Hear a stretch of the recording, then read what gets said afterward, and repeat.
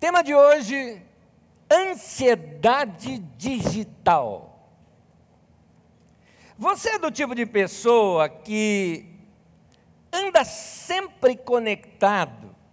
Você lê os seus e-mails assim que chega na sua caixa postal. A propósito, sua caixa postal já não é mais o seu notebook, o seu computador de mesa, o seu desktop. Sua caixa postal agora está no seu celular. E se bobear, está fazendo um vibracall aí agora no teu bolso, dizendo que chegou mais uma mensagem, você está curioso para ver. E como eu estou olhando para você, você não quer olhar agora. Você é viciado dessa maneira? Você tem a sensação de que se você não viu a última notícia, você está desatualizado e precisa saber o que está acontecendo no mundo? Eu queria que você soubesse que isso são sinais de quem sofre da ansiedade da informação, ou, como estou chamando, a ansiedade digital. Um médico do Laboratório da Mulher em São Paulo, ele disse assim: nossa capacidade de seleção tem de fazer parte do nosso aprendizado. Nós temos que perguntar: eu uso a tecnologia ou ela é quem está me usando? Existem alguns sintomas que são comuns em pessoas que simplesmente estão viciados na tecnologia, viciados em informação, viciados no mundo digital. Um dos sintomas é aquela frustração por não ter sido mantido, por não ter se atualizado, e você saber alguma coisa com um pouco de atraso. Você, por exemplo, está querendo saber alguma coisa e alguém chega para você e conta uma notícia que você poderia ter sabido antes e você fica frustrado por causa daquilo. Cuidado, são sinais de que você está viciado em informação. Aquela necessidade de checar recado sempre, seja e-mails, WhatsApp ou qualquer coisa, qualquer outro comunicador que você usa. A propósito, eu fui surpreendido com meu filho, adolescente de 12 anos de idade, que ele chegou comigo assim e falou: pai, você usa muito e-mail, né? Eu falei: eu uso. Ele: eu não uso. E-mail para ele é coisa de velho. E-mail para ele é da geração passada. As coisas vão se atualizando, mas nós, nessas atualizações, acabamos nos viciando nesse mundo digital. Quando você precisa disso para sobreviver, meu querido, isso já é dependência. E é problema. Daqui a pouco você começa a tremer, entendeu? Daqui a pouco você vai querer ligar cabo na veia.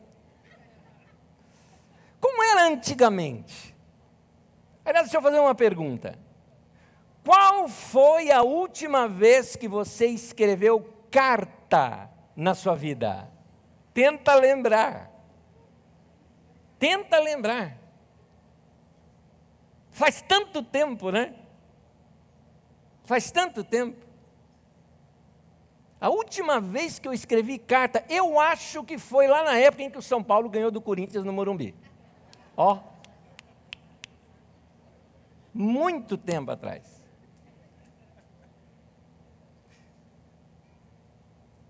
O mundo nosso era guiado por cartas. E o interessante da época das cartas é que qualquer resposta demoraria no mínimo uma semana para chegar. Você ficava aguardando aquele tempo. Lembra as notícias antigamente como era? Eu, quando era criança, por exemplo, a gente sabia das notícias à noite. Quando a gente se fazia aquela reunião em família diante da TV, que era o Jornal das 8, que a gente ia assistir. Tem um outro nome, mas era o Jornal das 8, que a gente ia assistir. E depois veio aí o telégrafo, o telefone, o celular.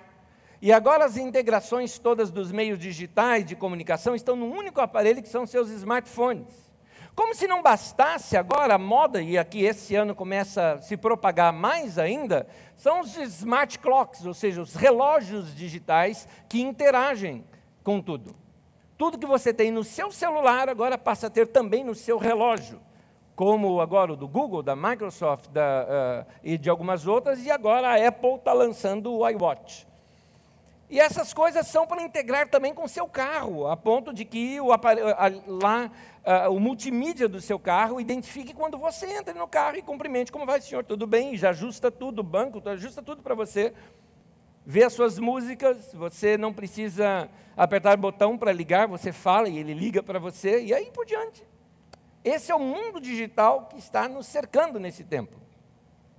Tudo sofreu uma revolução, tudo foi atualizado. Mas nós, humanos, não recebemos nenhuma atualização.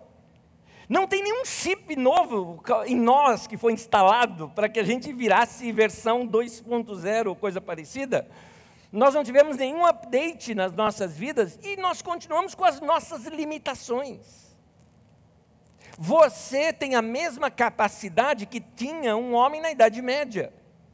No entanto, algumas pesquisas indicam que numa tarde, eu já vi uma que indica que em 1 hora, mas eu vou me deter à mais antiga, em 1 tarde apenas, com os recursos que você tem na internet hoje, você consegue ter acesso a conhecimento e informação, somente numa tarde, mais do que um homem na Idade Média teria durante toda a sua vida. Você consegue ter hoje numa tarde. Agora, o mundo todo cresceu em comunicação, mas você continua o mesmo humano, a máquina ainda é a mesma. Hoje, até as conversas estão ficando chatas, porque o legal de encontrar amigos é que a gente encontrava os amigos, e quanto tempo, e aí, como é que tá? Casou? Puxa vida, que legal, né? Casou. Tem filhos? Tem. Hoje não, a gente encontra amigos, a gente já conhece pelo Facebook, já sabe tudo. Tem mais graça. Antigamente a gente sentava em rodinha e alguém chegava e falava: você viu aquilo que aconteceu? Não, não vi. E conta ali. Hoje, você vai falar, a pessoa fala: não, eu já vi. Daqui a pouco só vai aparecer um tiquezinho assim, né? Foi lido já. Tá? Aquela piada que você acha o máximo. Eu vou postar, a hora que posta, alguém fala: oh, isso daqui é da semana passada, é velha. Bate-papo ficou chato, porque ninguém mais tem novidade. E o grande hype do momento, né?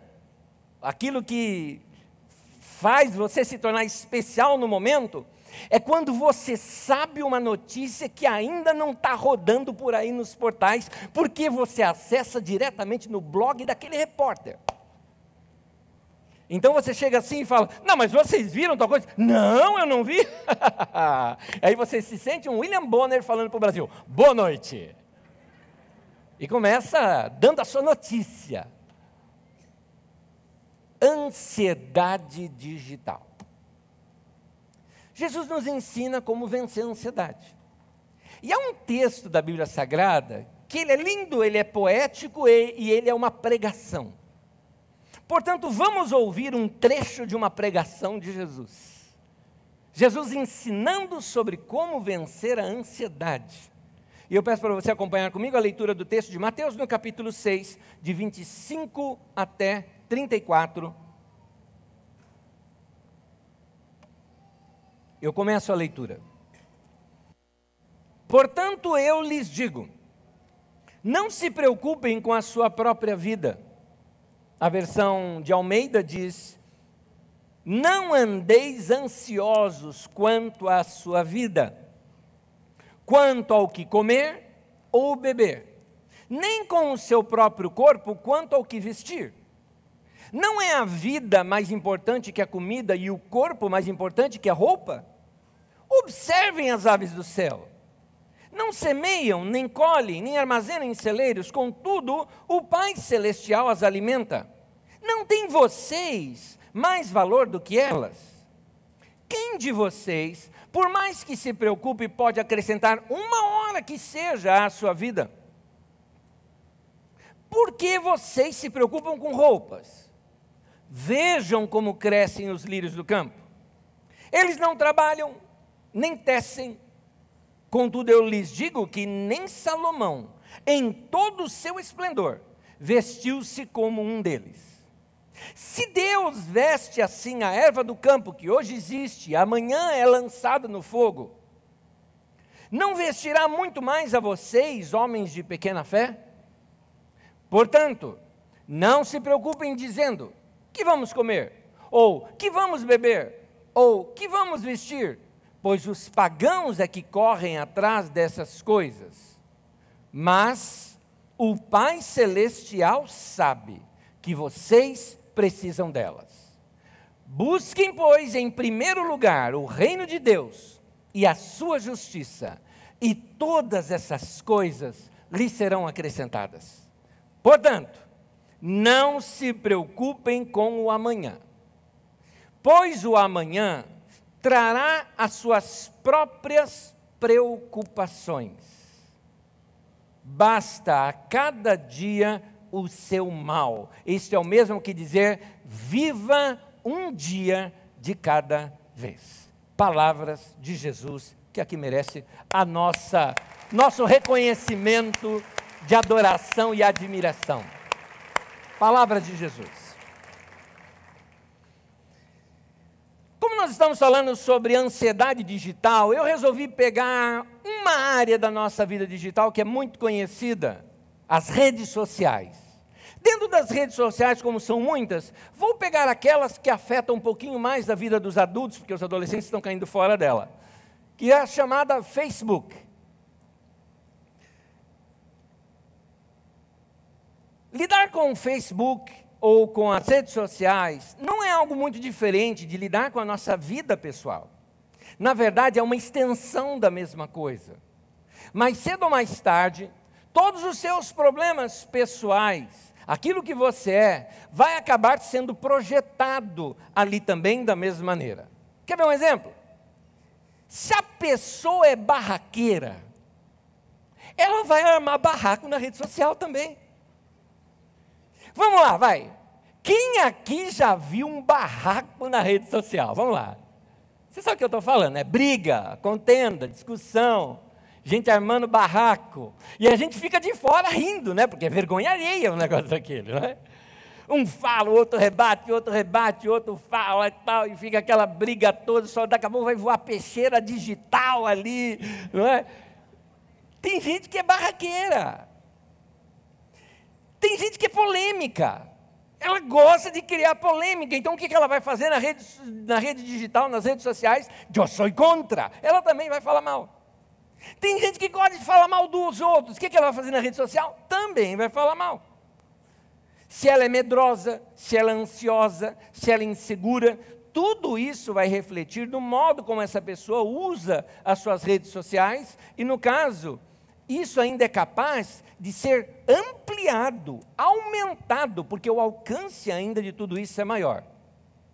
Resolvi lhe dar aqui alguns conselhos. Eu gostaria que você seguisse alguns conselhos aqui comigo. Eu os resumi em 6 deles. Vamos aos conselhos sobre como se você tem problema de ansiedade digital e percebe que você está muito viciado nas redes sociais, ouçam esses 6 conselhos. Primeiro deles, não poste demais. Devia ter colocado em forma de mandamento, né? Não postarás demasiadamente. Não é? Ficaria mais legal. Se você é ansioso, provavelmente você pensa em 1000 coisas ao mesmo tempo. E acaba por ficar aquela pessoa obcecada por postagem e contar tudo que ocorre com você, tudo que você está vendo, tudo que você está fazendo. Estou tomando um lindo café. Olha só o meu gatinho. Oh, que árvore bonita. O dia hoje está nublado. Esse trânsito. Querido, você fala demais. Se é uma ocasião apenas, faz parte de uma brincadeira com alguém, ok, mas todo dia você fazer isso. A dica para você é o seguinte: discipline-se a sair do site antes de você contar ou postar tudo o que você pensou. Sai, fecha, sai de perto. Foge, porque você está viciado. Um segundo conselho para você: não acredite que todos estão mais felizes do que você. É mentira, é mentira. já percebeu? Todo mundo é mais feliz na rede social. Todo mundo. Todo mundo coloca as melhores fotos. Você acha que alguém vai colocar uma foto chateada? Não vai, coloca só as fotos boas. Todo mundo é lindona, é lindão. Como eu contei aqui tempos atrás, sobre a ostentação, tem um cúmulo de uma pessoa que chegava ao ponto de ir numa loja, assim, lojas de marcas, de shoppings diferentes. E ela pegava e experimentava roupas muito boas, só para entrar dentro do provador, tirar um selfie. Para se passar que ela é aquilo. Ela usa a rede social do Facebook, não é? Porque essa é a vida dela. Agora, muitas dessas mensagens, elas são mensagens subliminares. Aquela pessoa que às vezes chega assim e fala, sabe aquele tipo de foto? Olha aqui o meu cachorrinho! Não é o cachorrinho que ela quer mostrar que ela fez um lift, né? Assim, né? Quer mostrar alguma coisa diferente, um decote diferente, né? Um brinco diferente. O cachorrinho mal aparece na foto. Já percebeu? É uma mensagem subliminar. Ela está mandando, né, aquela mensagem para o ex-namorado. É para isso que ela está mandando. E você lá dando audiência. Não dê audiência. Algumas pessoas, elas querem e precisam transmitir algo para alguém, e eu não quero ser esse receptor. Terceiro, você não vale o quantos amigos você tem. Seu valor, a sua nota de ser legal, não significa, não é correlativa, não é igualada pelo número de seguidores ou amigos que você tem. Tira da sua cabeça que quem tem mais amigos numa rede social é mais feliz. E também tira essa ansiedade por querer ter todo mundo na sua rede social. Para com isso. Você não precisa ter todo mundo ali. E às vezes não dá para ter. Eu vejo, por exemplo, lá no meu Facebook, completou lá um determinado valor e não entra mais gente, não dá mais, não dá para adicionar. Dá para você seguir, mas não dá para adicionar mais como amigo ali. Tem gente que fica assim para mim, Anésio, me adiciona. Querido, não dá. Dá uma forcinha, vai, eu quero ser sua amiga. Ué, me dá um abraço. Aqui, ó. Estou aqui. Aquilo não é amizade. Gente, quantidade não é qualidade de amizade. Grave isso para você. Quarto, sem paranoias, por favor. Tem gente que tem paranoia. Basta ele ter um probleminha, pum, desativa a conta. Daqui a pouco, ativa de novo. Aí tem uma briguinha, desativa a conta. Aí ativa de novo. Escolhe um caminho, o caso separa. O que você vai fazer? Não é? Escolhe um estilo de vida seu e siga. Para alguns de vocês, seria uma liberdade não terem smartphones nem redes sociais e viver uma vida livre. Sem ter que dar satisfação para todo mundo, sem ter que dizer o que você está fazendo, postar que você está triste naquele dia, e estou me sentindo, não é? Por favor, defina o que você quer, e siga o seu projeto de vida, seu estilo de vida, seja autêntico. Quinto, economize a sua vida. O tempo que você passa navegando numa rede social, ou seja o que for, é sua vida. Então, se possível, coloque um limite de permanência. Fala, olha, tal hora agora, tal hora eu vou parar. E pare. Limite o número de postagens, de visitas a perfis. Isso é um jeito elegante que eu estou querendo te falar, para dizer, para de ficar fuçando na vida dos outros. É isso que eu estou querendo te dizer, está entendendo? Para! Porque isso já é doentio.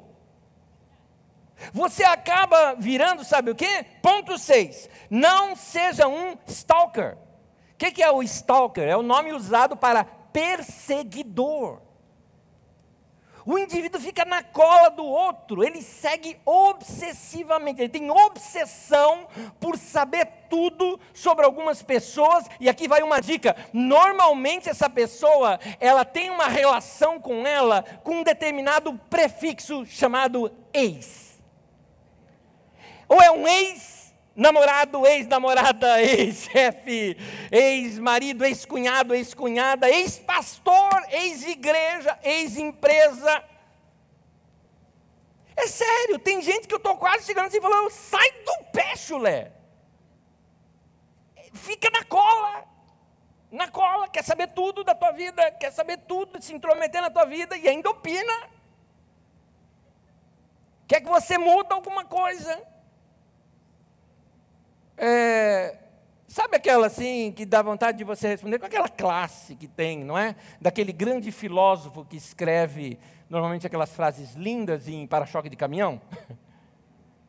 Deus deu a vida para todos, para que cada um cuide da sua, não é? Então, para de perseguir. Perseguir é doentio, não faz bem para quem é perseguido, e o pior ainda é para quem persegue, é obsessão, é doentio. Utilize o seu tempo para coisas mais construtivas. Vai melhorar o seu relacionamento com as pessoas com quem você se sente bem. Meu Deus do céu, é o teu ex, o cara foi um cafajeste com você, o cara te deixou chorando, e você fica dando ibope para o cara. Você gasta mais tempo com ele do que com seus amigos, com seus familiares, com gente que gosta de você. Isso é doentio. Quer um conselho? Você gosta então de coisas digitais? Vai estudar algo, vai se divertir, vai usar a internet para pesquisar algo, vai usar a internet para aumentar a sua cultura. Vá se tornar mais interessante. Vai encher tua cabeça com coisas saudáveis. Para de ficar seguindo a vida dos outros. Ansiedade digital. Na verdade, todos nós temos assim as nossas ansiedades de estimação. O que eu chamo de ansiedade de estimação é aquela ansiedade que o cara tem, gosta de ter e gosta de mostrar para os outros que tem. A ansiedade financeira, por exemplo, a pessoa sempre quer ganhar mais, nunca dinheiro é suficiente, e ela tem que ganhar mais, tem que produzir mais, tem que fazer mais dinheiro, e nunca serve o tanto de dinheiro que ela tem. Tem umas que têm ansiedade e transferem isso para o trabalho. Sempre tem que trabalhar mais, até trabalhar, eu quero me tornar dono da empresa. Aí ele se torna dono da empresa, o que ele vai fazer? Ele começa a olhar para as outras empresas e vai falar assim: eu vou querer comprar aquela também, quero comprar aquela também e aquela também. Nunca quer parar de crescer, nunca quer parar para curtir a vida. Nos relacionamentos pessoais nunca está bom, sempre quer saber gente nova, quer conhecer gente nova, mas não cultive em profundidade as pessoas que já estão na sua vida. Existe a ansiedade digital. Aquela busca por amigos na internet, em que a pessoa fica desesperada. Ela fica assim: me adiciona, me torna seu amigo. Para. Tem algumas constatações que eu quero te passar sobre a ansiedade. Ansiedade não resolve nada. Acompanha comigo essa frase. A ansiedade não pode alterar coisa alguma do nosso passado. A ansiedade não pode controlar o nosso futuro. Ela só serve para tornar o nosso presente miserável. É isso que faz com a gente. A ansiedade faz você ficar meio doido, porque ela amplifica os seus problemas, tornando morrinho em montanha. Simplesmente faz com que os nossos problemas pareçam cada vez maiores. Quanto mais você fica pensando numa dificuldade, maior ela fica. Preocupar sobre algo que você não tem controle é inútil. Você não tem controle, por que você está preocupado com aquilo? Preocupar-se sobre algo que você tem controle também é estupidez. Então, porque se você tem controle, faz o que tem que ser feito e acabou e pronto. Em ambos os casos, não tem por que ficar ansioso. Então eu recomendo você a ouvir os ensinos de Jesus e começar a acertar a tua vida, trazendo um pouco mais de paz, de tranquilidade, diminuindo esse ritmo doido da sua vida. A ansiedade, ela faz mal para a saúde. O organismo humano não foi feito para ficar ansioso. É contrário à nossa natureza, a ansiedade. Quando você fica ansioso por muito tempo, o seu corpo não está funcionando direito. Então você vai contrair úlcera, você vai contrair dores nas costas, dores de cabeça, insônia. Isso são sintomas de ansiedade. Nós não fomos criados para cultivar a ansiedade. A ansiedade, ela nos torna infelizes, ela nos torna doentes. E ninguém é ansioso de nascença. Você aprendeu isso ao longo da sua vida. Tem pais que o seu lar é tão agitado que eles já estão preparando seus filhos para serem ansiosos na vida. Mas Jesus vem e nos ensina como não viver ansioso. E aqui eu quero voltar ao ensinamento do Mestre. Em Mateus 6, eu vou pegar uma frase do versículo 26 e a outra do 28. No 26, Jesus fala assim: observe. É a mesma palavra para que contemple, considere, olhe com atenção as aves do céu, passarinho.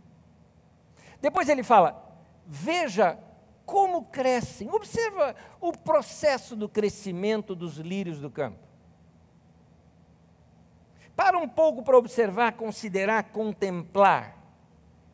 Jesus está falando isso dentro do contexto que ele está falando sobre não ficar ansioso. O que ele está mostrando? Isto aqui, ó, te desestressa. Isso aqui tira a sua ansiedade.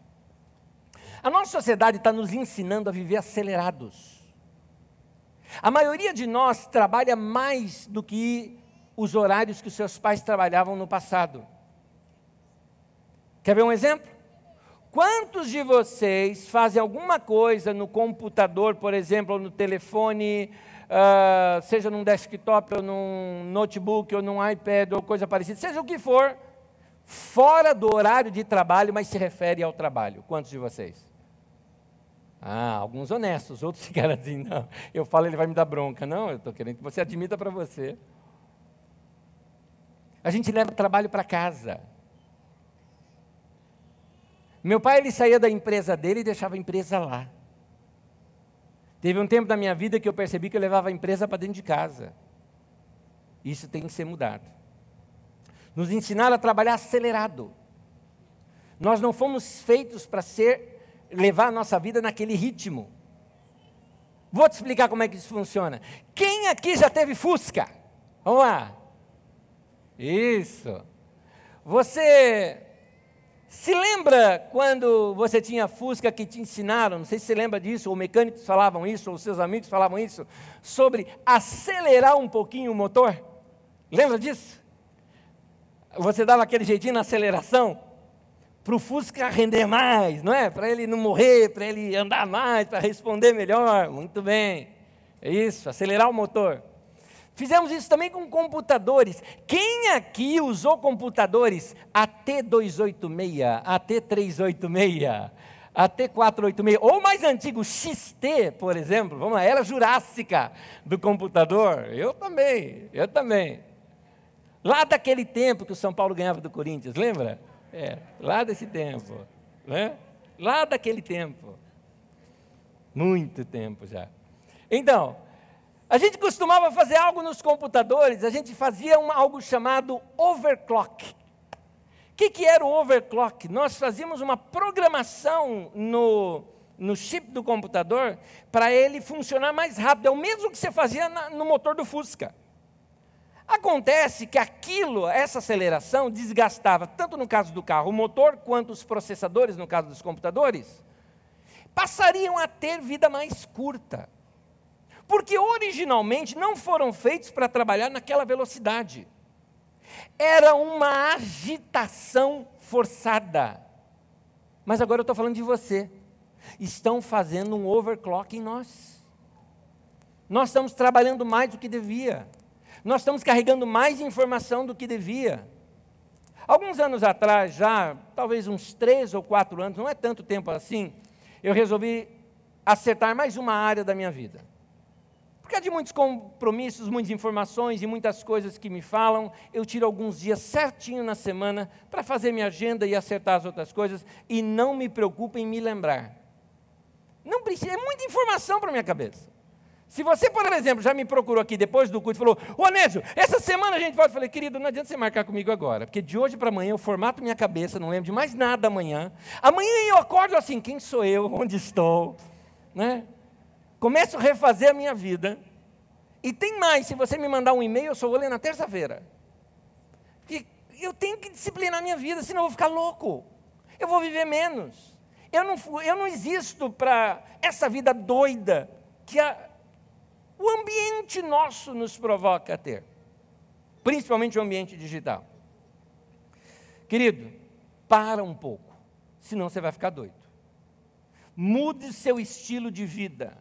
Senão, como esses computadores, vai começar a falhar depois. Senão, como esses motores acelerados, vai começar a dar defeito mais adiante. E aí problema do coração, e aí problemas com artérias, e aí problemas de dores, e aí problemas de mente, e aí problemas de memória, e tantos outros problemas que você pode vir a enfrentar. Por causa dessa aceleração demasiada. Deus não te criou para isso. Muda seu estilo de vida. Teve gente que eu já falei assim, cara, ou você muda esse estilo de vida, ou você vai morrer. É isso. Você tem que mudar. Se você puder, comece bem o seu dia. Essa minha pregação você pode pôr em prática hoje, já de hoje para amanhã. Ao invés de chegar em casa e assistir TV, você pode ler um livro.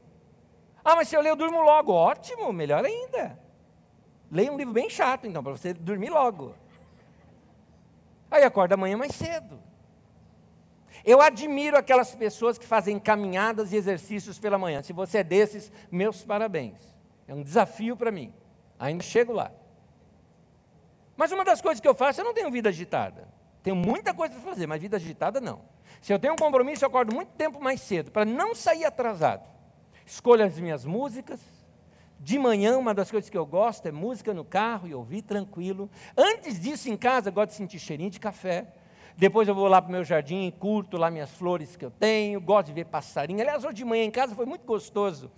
Hoje de manhã em casa, acordei e tudo mais, abrindo as portas, janelas de casa, aquela coisa gostosa, ligando lá a cafeteira, cheirinho gostoso de café, quando começo a perceber um passarinho roubando umas coisas nossas. Roubando lá umas fibras de coco que a gente coloca para proteger as orquídeas, e aí eles roubando para fazer ninho. Mas é claro, a gente já sabe disso e põe lá para eles pegarem mesmo, porque a gente gosta de jardim cheio de passarinho. E ele ficava ali, a hora que ele via que eu mexia, eu estava por perto, saía rápido. Aí eu ficava quietinho e ele voltava. Sabe assim, voltando e olhando para mim? Criança sapeca. Curti aquilo demais, curti. Mas como é que você consegue fazer isso? Eu não tenho tempo para isso. Eu acordo mais cedo, querido. Por isso que eu tive tempo para fazer isso. Então, controla melhor a sua vida. Muda o seu estilo de vida. Tem uma das coisas que os antigos tinham, e experimentavam muito de Deus por causa dessa experiência deles. E nós desaprendemos, a nossa geração desaprendeu um pouco como fazer isso. Chama-se contemplação. Devido à correria e à agitação, nós perdemos um pouco essa capacidade de contemplar, de ficar olhando, de observar as coisas. Nós somos filhos da TV. A TV nos ensinou assim, passa uma notícia, passa outra, muda os assuntos, tudo troca de assunto muito rápido, não é? As notícias são assim, traz da tragédia para uma coisa boa, não é? De uma coisa boa para uma tragédia, não é? E você se acostuma com tanto de coisas assim. Então você vive essa vida agitada, vem tudo pronto para você. Essa é uma geração que está acostumada com comunicação muito rápida e tudo já vem pronto para a nossa cabeça. Por exemplo, nós não somos acostumados a sentar em roda para ouvir história. A gente não faz mais isso. Quantos de vocês têm filhos abaixo de 4 anos de idade? eu vou desafiar uma coisa para você. Não vou perguntar se você faz ou não faz. Eu vou te recomendar que você faça. Por favor, conte historinhas para seus filhos. Crie esse hábito de contar histórias. Não vai me dizer que você não tem tempo. Porque todo mundo tem 24 horas. Por que a sua é diferente dos outros? Diz o meu pastor, o Jamê, que tempo é a única coisa que Deus nos deu soberania. Cada um faz com o seu tempo o que quer. Então, conte histórias para os seus filhos. Esses dias me emocionou, faz uma semana isso, ou foi nessa semana, se não me engano. Meu filho adolescente, já de 12 anos, chegou para mim e falou: pai, tinha uma historinha que você contava que eu amava aquela história, eu pedia sempre para você repetir. Claro, era a única que eu sabia contar. Aliás, ela começou mais ou menos assim, um dia à noite: pai, conta historinha para mim. Filho, papai não sabe contar historinha. Historinha é departamento da sua mãe. Sua mãe é pedagoga, conta historinha, a voz dela é gostosa para você dormir, não é? Papai não conta ali. Sabe contar sim, filho, eu não sei. Sabe você conta lá todo domingo na Carisma? Eu falei, tá bom. Então eu vou contar a historinha. E comecei a inventar. De um caminhão, ele gostava de caminhão de lixo. E eu comecei a contar a história do caminhão de lixo, que nós estávamos passando na rua e tinha um caminhão de lixo quebrado. Porque, na verdade, não era que estava quebrado, o motorista machucou o braço e não conseguia mais dirigir aquele caminhão. Mas o caminhão precisava ir para o lugar dele. Para onde que ele ia? O caminhão de lixo ia lá na Carisma. E ele era todo colorido e tudo mais. E aí eu estava dirigindo meu carro. O que aconteceu? Você foi ajudar o cara dirigindo o caminhão. Ele achou o máximo. A mente lá em cima. E fui, e contei história. E chegou aqui na Carisma, o Gernando estava rouco. E pediu para você cantar no lugar. Ele virou fã do Gernando. Fã do Gernando. E ele vai lembrando dessa história. E fui contando, inventando coisas. E daqui ele lembra dela até hoje. Conte histórias. Nossos pais faziam isso com a gente. Juntava meu pai e minha avó, contava as histórias lá do sertão da Bahia. Não acredito em lobisomem, mas tinha um homem que morava perto do cemitério. Crescia uns pelos nele. Imagina isso. Eu morava perto do cemitério. Então, conte histórias. Elas trabalham com a nossa imaginação. Nós não somos acostumados, por exemplo, também, não só a não contar histórias, como nós não somos acostumados a olhar para a natureza, para os animais e tirar dali algumas lições. Minha avó tinha cada parábola, lenda, histórias, exemplos com animais que era incrível. Ela tinha histórias sobre as formigas, ela tinha histórias sobre os vagalumes, ela tinha as historinhas dela sobre onça, sobre anta e gato. Ela tinha suas histórias e eu fascinava com as histórias da minha avó. E tirava muitas lições dali. Diversos textos na Bíblia falam de lições que nós tiramos ao observar a natureza. Quando observamos até animal ou inseto, por exemplo. Nós já vimos que Jesus fala de observar flores e passarinhos, mas dá uma olhadinha aqui. Provérbios 6:6. Esses textos de sabedoria nos ensinam a tirar lições da natureza. Olha só o que diz. Observe a formiga, preguiçoso. Reflita nos caminhos dela e seja sábio. Em Provérbios 30, fala de sanguessuga, corvo, abutre, serpente, formiga, coelhos, gafanhotos, lagartixas, leão, galo e bode. Ainda em Provérbios 30, fala de lugares da natureza, céus, vento, água, terra, céu, novamente, rocha, alto mar, terremoto, verão, penhascos. Que esses textos são textos de sabedoria.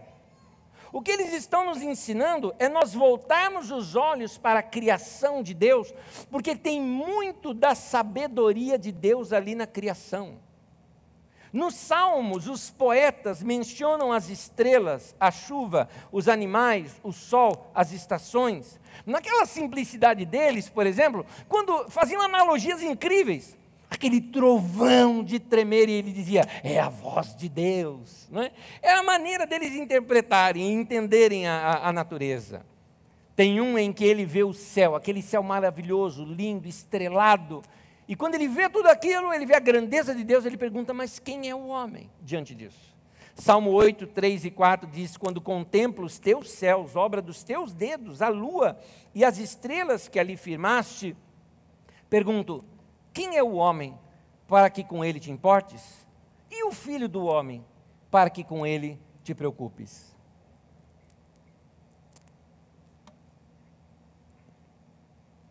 Eu gosto de chuva, gosto de ver. Eu não tenho medo de relâmpago, raios e trovões, não gosto, não tenho medo. Eu acho lindo de ver, acho lindo. Tem alguém que fala, não, eu não gosto de chuva porque dá enchente. Por que Deus manda enchente para a gente? Deus não manda enchente, Deus manda chuva.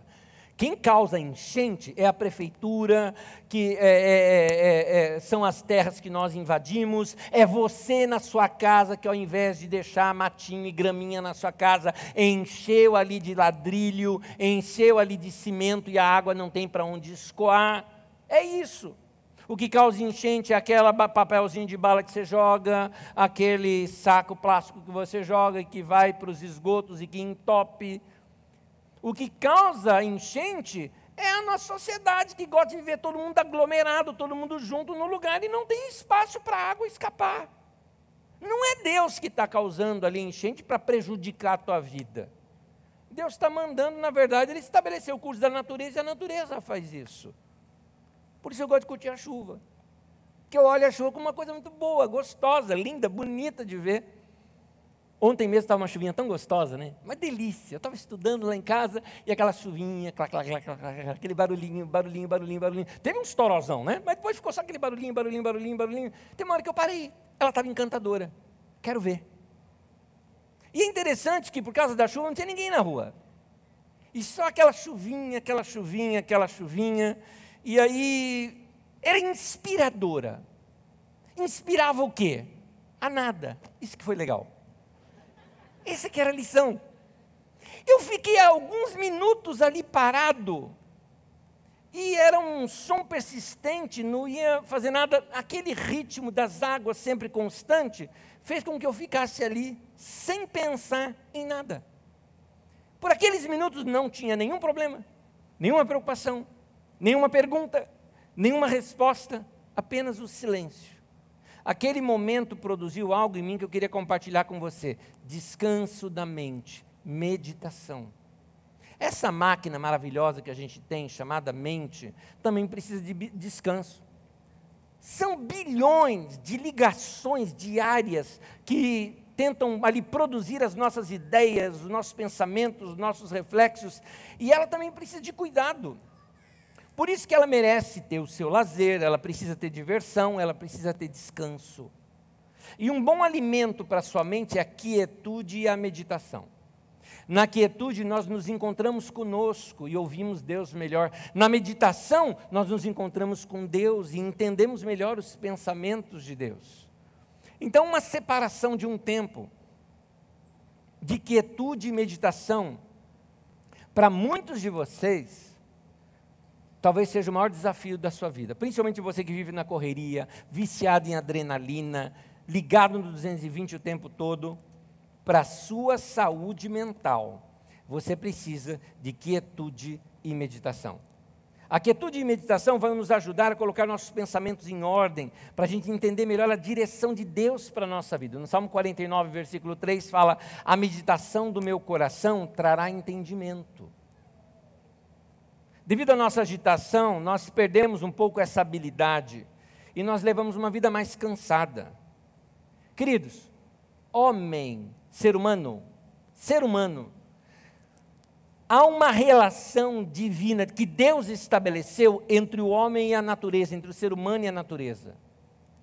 A igreja brasileira, norte-americana e essas ocidentais perdeu um pouco disso, com alguns movimentos que tiveram no meio da igreja na década de 80 e até o início da década de 90, chamado movimentos de batalha espiritual.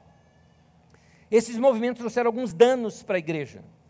tudo foi espiritualizado, tudo tem a ver com o que está por detrás, não é?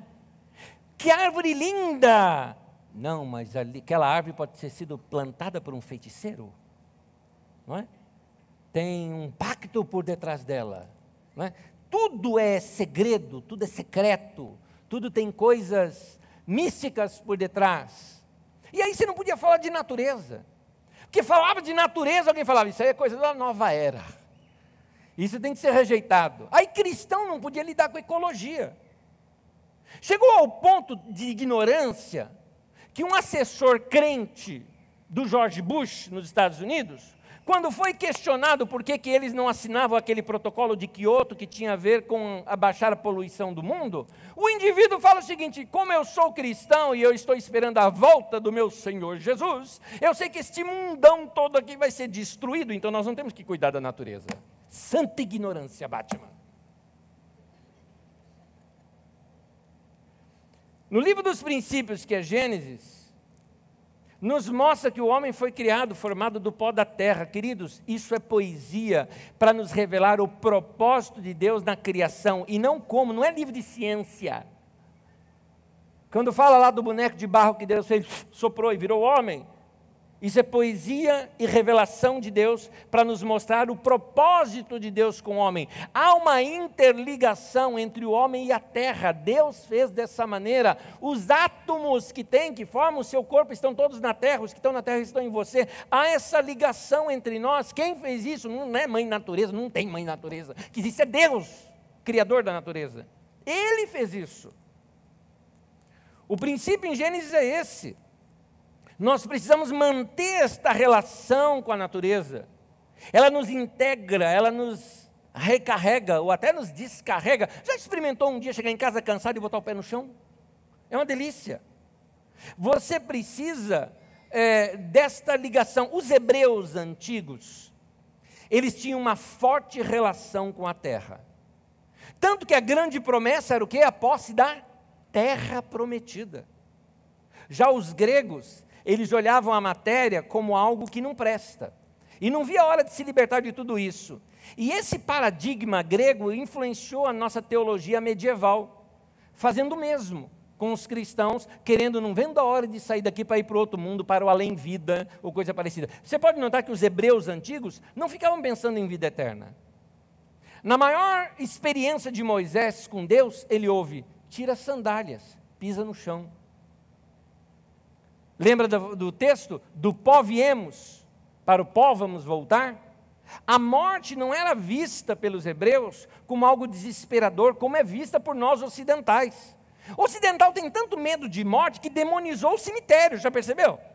Cemitério é lugar de assombração, de demônio, de medo.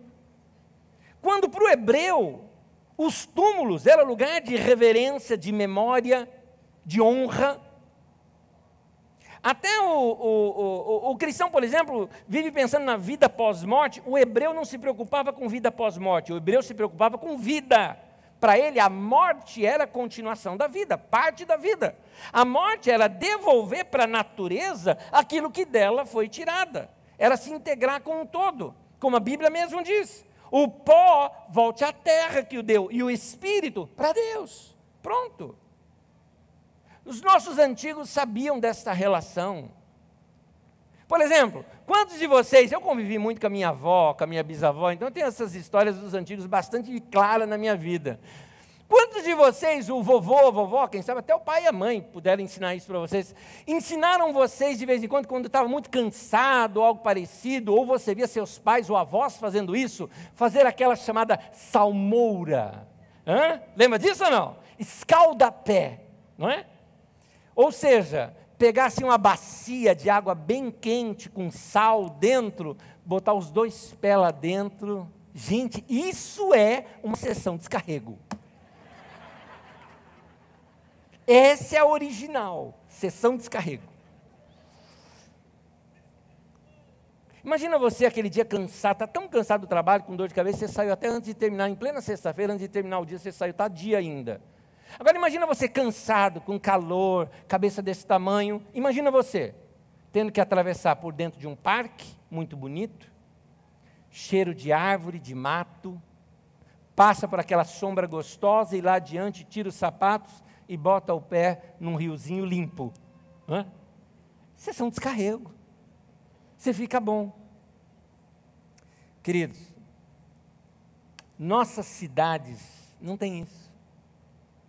Ou você está pensando em sair amanhã e botar o pé no Tietê?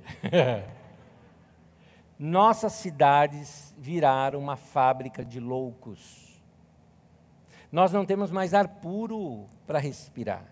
Nós não temos parques para ir. Nós não paramos mais para ver o entardecer. Nós não temos mais rio para entrar neles. Nós não temos nem tempo e nem lugar para caminhar. Por isso que nós carregamos conosco o sintoma, a consequência dessa loucura, o estresse, o desânimo, a ansiedade, os medos. Você percebe que seus avós não tinham isso? Se eu viajasse no tempo, vó, o que é ansiedade digital? Ela, hein?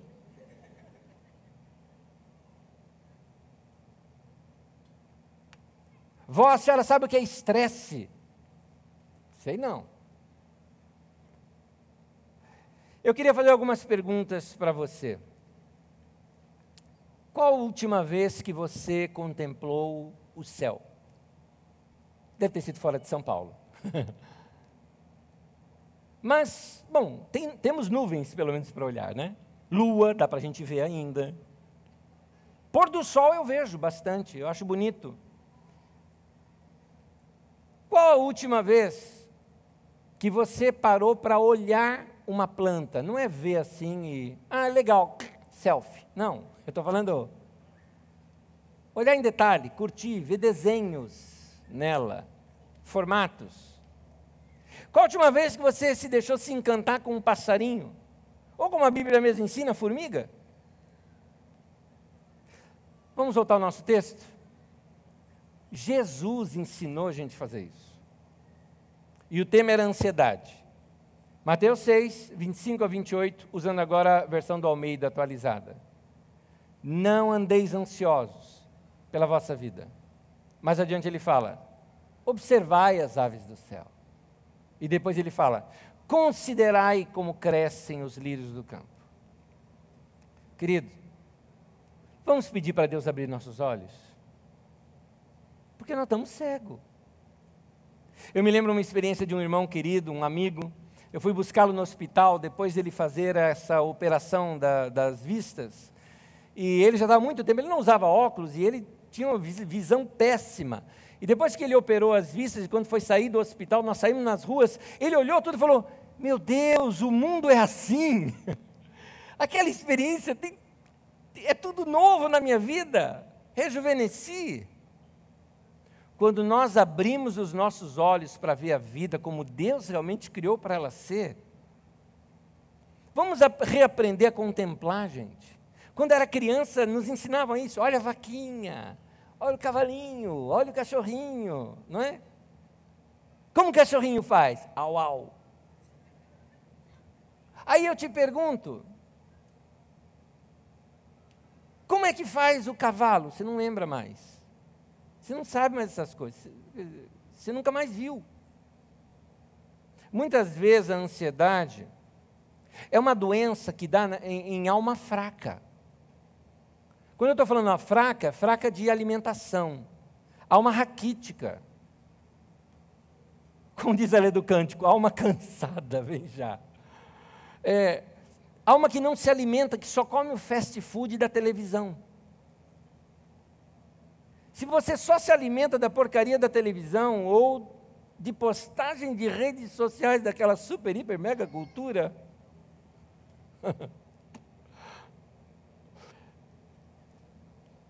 muda um pouquinho, comece a se alimentar com coisas boas. Gente, a Bíblia fala que a terra é maravilhosa. A Bíblia fala dos céus revelarem a glória de Deus, a terra também. Deus que fez. Deus fez a terra e gostou tanto dela, que em Gênesis conta que ele vinha de tarde dar uma passeadinha por aqui. Deus gostou tanto da terra e dos seus jardins, que ele se encantou e resolveu vir morar aqui para sempre. Ele se encarnou em Jesus e agora em nós, pelo Espírito Santo. Então, nesse sentido, se a terra é obra de Deus e revela a glória de Deus, eu não vou ver Deus fechando os olhos, eu vejo Deus abrindo os olhos. O ato de ver é uma oração. Vamos abrir os olhos e ver o reflexo de Deus na forma da beleza. Orar de olhos abertos, se relacionar com a natureza e a criação de Deus, nos torna mais reais, menos metafísicos, mais humanos, menos falsos. Eu confesso para os irmãos, eu tenho dificuldade de manter uma conversa longa com um crente que só fala de anjo, de asa, de trono, querubim, raios, relâmpagos, trovões e espada. Eu tenho a força, eu tenho dificuldade. Eu prefiro encerrar aquele assunto e ouvir um vovô contando do netinho. Eu acho muito mais humano e, por isso, muito mais divino. Há muitas pessoas de visão perfeita que nada veem. Nós precisamos de revelação, ter os nossos olhos abertos. O ato de ver não é natural. Esse ver que eu estou falando, você aprende. Como eu já disse aqui, que Deus nos dê olhos para ver. Amém? Que Deus nos dê olhos de poeta. Gosto de usar essa expressão. Eu vou terminar convidando você para ficar em pé comigo. E vou terminar. Eu vou repetir aqui uma história de uma mulher que foi ao psicanalista. E ela falou, eu acho que eu estou ficando doida. Porque eu estou começando a achar beleza nos legumes que eu estou cortando. Esses dias eu cortei uma cebola, aquela cebola roxa, e fiquei olhando dentro, ela é linda. O psicanalista disse assim para ela, falou, não, você está ficando saudável e não louca. Você está se desenlouquecendo. Né? Você ganhou olhos de poeta, porque os poetas nos ensinam a ver. Gente, vamos pedir isso para Deus. William Blake disse o seguinte, a árvore que o sábio vê, não é a mesma árvore que o tolo vê.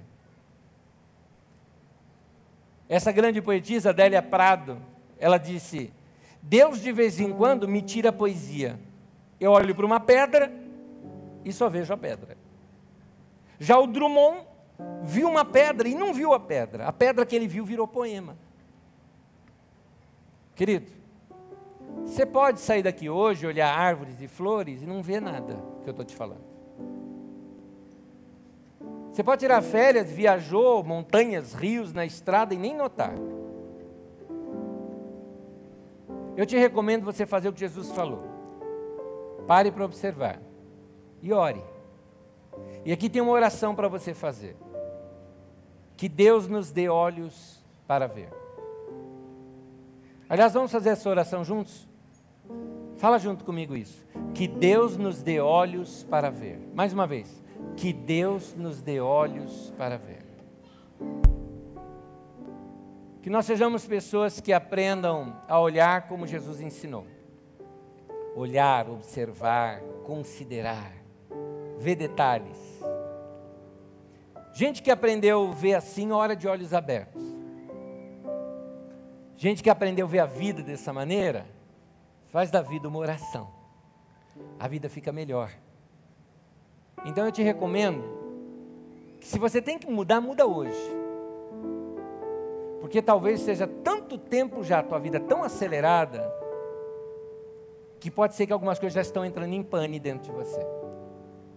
Te garanto, que se você der essa desacelerada na tua vida, e seguir esses conselhos do Mestre Jesus, entenda a minha expressão mestre, que eu quero dizer que eu sou discípulo dele, eu quero seguir o ensinamento dele, é nesse sentido. Então, você vai perceber, por exemplo, seus filhos diferentes. Os discípulos estavam na agitação, Jesus praticava essas coisas. E os discípulos na agitação, e Jesus praticando essas coisas. Aí chega as criancinhas para ver Jesus, o que o discípulo fala? Não, a criancinha está atrapalhando, que não atrapalha, tira ela para lá, tira ela para lá. Jesus fala, para, deixa elas virem. O indivíduo, o reino de Deus é delas. E se você não ficar igual a elas, você não entra. Como é que Jesus conseguiu enxergar essas coisas? olhos para ver. Que Deus nos dê esses olhos para ver. Amém?